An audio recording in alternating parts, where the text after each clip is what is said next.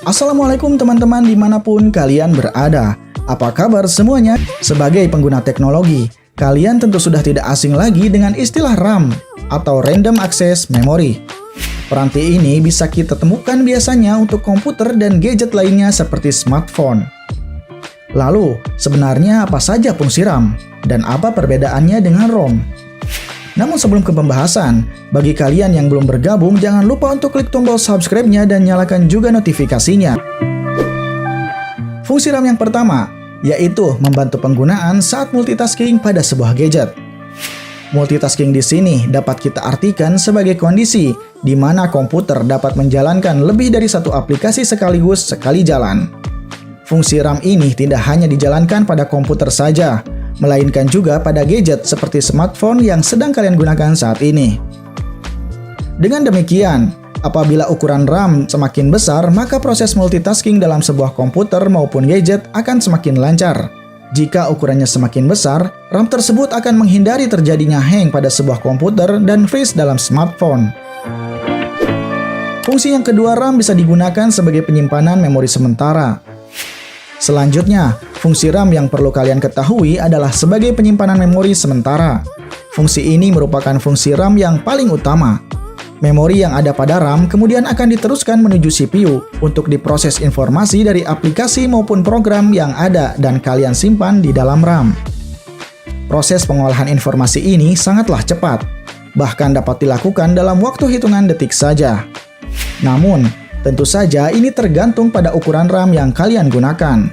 Mudahnya adalah, semakin besar kapasitas RAM-nya, semakin cepat pula proses penyimpanan memori dalam sebuah komputer. Lalu fungsi RAM selanjutnya, yaitu bisa menentukan spesifikasi sebuah gadget.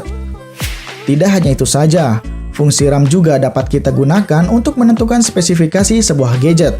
Ketika kalian memilih sebuah komputer baru atau gadget lainnya selain CPU, yang menjadi tolak ukur lainnya adalah RAM.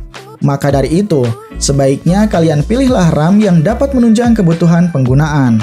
Contohnya saja, bila kalian menggunakan smartphone atau gadget untuk harian, kalian bisa memilih kapasitas RAM yang tidak terlalu besar.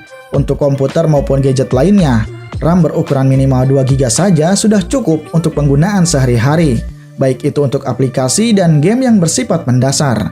Namun, jika kalian menggunakan untuk keperluan lainnya, kalian bisa tingkatkan kapasitas RAM tersebut agar prosesnya berjalan dengan baik.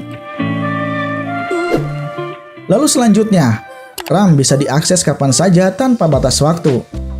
Berbeda dengan ROM, fungsi RAM sangatlah fleksibel. Bila dilihat dari segi penyimpanan memori, RAM dapat menyimpan banyak data secara acak, sementara ROM hanya bisa menyimpan data-data internal saja. Dari sini kita bisa lihat kalau RAM lebih memiliki keunggulan. Dengan begitu, kalian bisa menggunakannya kapan saja dan di mana saja. Namun, kalian juga perlu sesekali untuk mengecek kapasitas RAM tersebut, apakah masih ada space ataukah sudah penuh. Lalu fungsi RAM yang terakhir. Jangan salah, RAM sangat berperan vital dalam hal gaming dan pekerjaan para desainer. Bagi kalian yang gemar bermain game dan selalu memiliki tugas dengan aplikasi berbasis desain dan juga 3D, RAM berukuran cukup besar akan sangat penting dalam membantu proses yang ada. Mengingat kedua hal tersebut memiliki kapasitas ruang yang sangat besar. Bayangkan saja, jika aplikasi yang kalian gunakan berukuran besar, sementara RAM yang digunakan tidak memadai atau ukurannya terbilang kecil. Tentu ini akan berdampak pada kinerja komputer atau smartphone menjadi lebih lambat dari biasanya. Oh iya, lalu apa perbedaan RAM dengan ROM? RAM dan ROM memang terdengar sama, akan tetapi kedua hardware ini memiliki fungsi yang berbeda. Lantas, apa sebenarnya perbedaan dari keduanya? Berikut deskripsinya.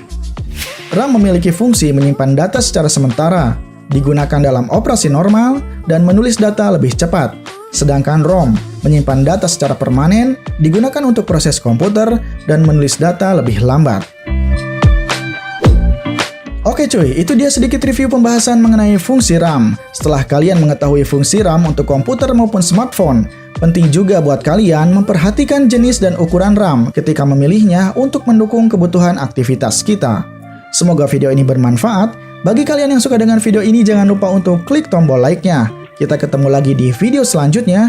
Gue pamit, wassalamualaikum.